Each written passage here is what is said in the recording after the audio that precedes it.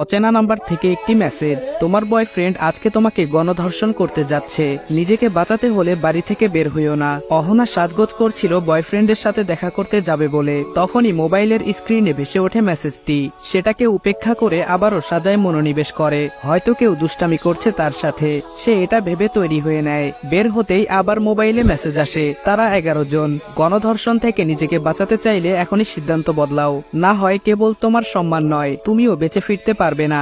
অহনার অনেক রাগ হয় অচেনা সেই লোকের উপরে, যে কিনা ভয় দেখাচ্ছে। মোবাইলটাকে সাইলেন্ট করে দেখা করতে যায় বয়ফ্রেন্ড অর্ণবের সাথে। পার্কে পৌঁছাতেই অর্ণব বলল, চলো এক জায়গায় যাব।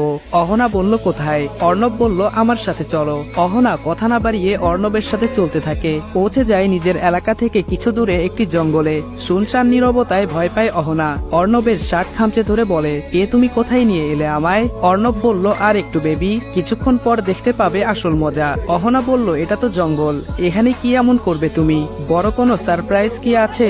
অর্ণব বলল, হ্যাঁ, গেলেই দেখবে, অনেক বড় সারপ্রাইজ। তারা পৌঁছে যায় একটি পরিত্যক্ত বাড়িতে। চারদিকে কেমন বিদঘুটে অন্ধকার, পচা গন্ধ আসছে অনেকটা। সিঁড়ি বেয়ে উপরে উঠল।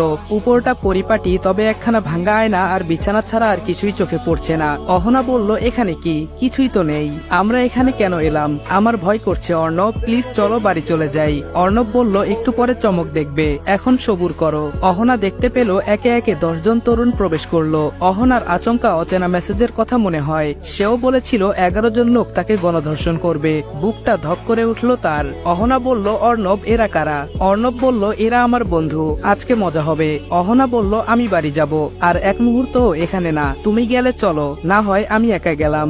একজন লোক এগিয়ে আসে অহনার দিকে। লোকটি বলল, কোথায় যাচ্ছ সোনা? তোমার জন্যই তো আমরা এখানে এলাম, তুমি গেলে মজা করব কার সাথে?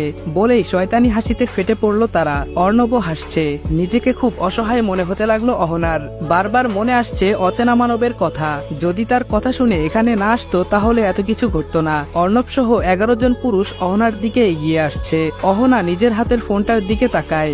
রাগের বশে অফ করে রেখেছিল, তাড়াতাড়ি অন করতেই অর্ণব তার হাত থেকে মোবাইলটা নিয়ে বিছানায় ছুঁড়ে মারে। পরক্ষণেই 11 জন এগিয়ে আসে আরো কাছে। অহনাকে বিছানায় ধাক্কা মেরে ফেলে দেয়। অহনা পিঠের নিচে মোবাইলের অস্তিত্ব টের পায়। মোবাইল অন করতেই দেখতে পায় একটি মেসেজ, তোমার পেছনে বিছানার পাশে একটি স্প্রে আছে, সবার মুখে স্প্রে করো, আমি ব্যবস্থা নিচ্ছি।